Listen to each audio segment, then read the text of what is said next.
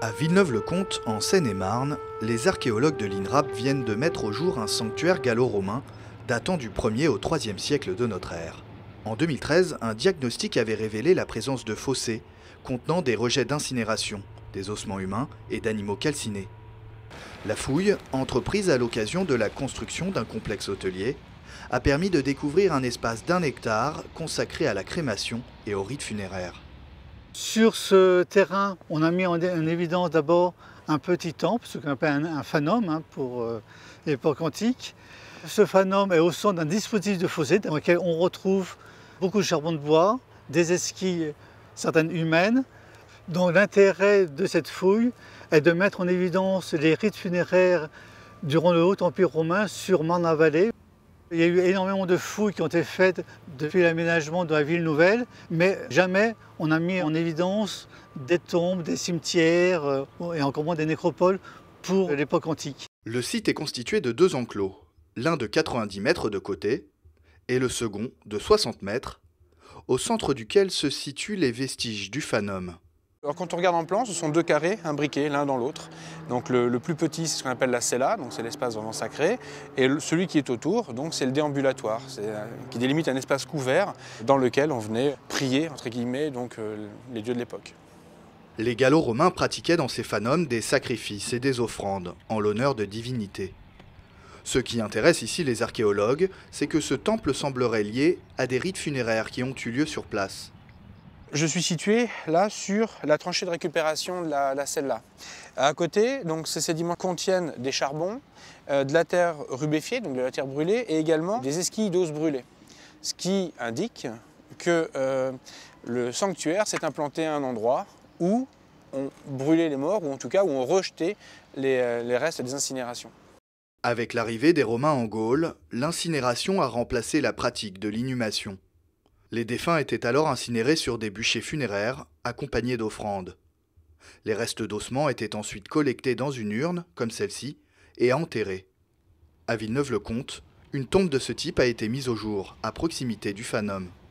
Alors ici, on a vraiment les derniers vestiges d'une urne cinéraire qui était composée d'une amphorette, dans laquelle on a dû remettre les cendres d'un défunt, et qui avait été accompagné, ces cendres, par une monnaie qui a été coupée en 2. C'est une monnaie qui a été frappée à Nîmes.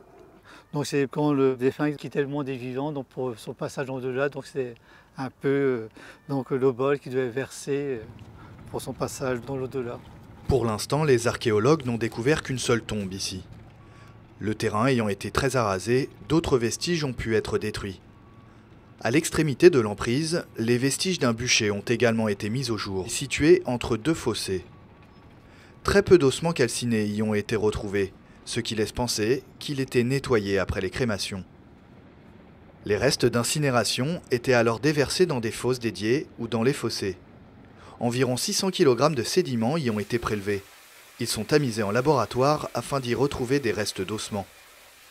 Après une étude anthropologique, les archéologues pourront ainsi avoir une idée de la répartition des rejets de crémation sur l'ensemble du site. On peut penser également que ces fossés pouvaient aussi être consacrés.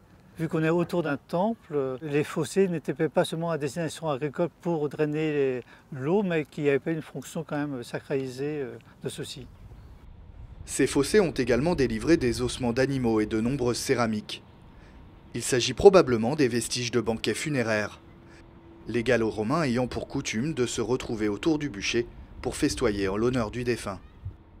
Donc ici, on a en céramique commune un petit pot qui pourrait servir dans la vie quotidienne pour cuire des aliments. Et ici, c'est une assiette en céramique sigillée qui a été fabriquée dans les ateliers de Lezoux en territoire arverne durant la première moitié du IIe siècle de notre ère.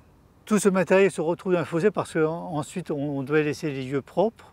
Donc il y avait soit des fosses qu'on creusait pour dissimuler les reliefs des repas. Donc aussi bien on peut avoir des ossements liés à ce qu'on avait consommé, que également la vaisselle qui souvent était brisée, qui n'était pas réutilisée. Ensuite, il y avait également des rites qui avaient lieu aussi chaque année, où on venait également sur les tombes pour à nouveau communier avec le défunt.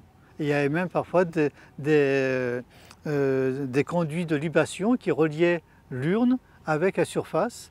et qui permettait donc d'offrir encore une boisson aux défunts. Banquet funéraire et crémation, les pratiques repérées à Villeneuve-le-Comte correspondent aux rites en cours dans la Gaule romaine du 1er et 3e siècle de notre ère.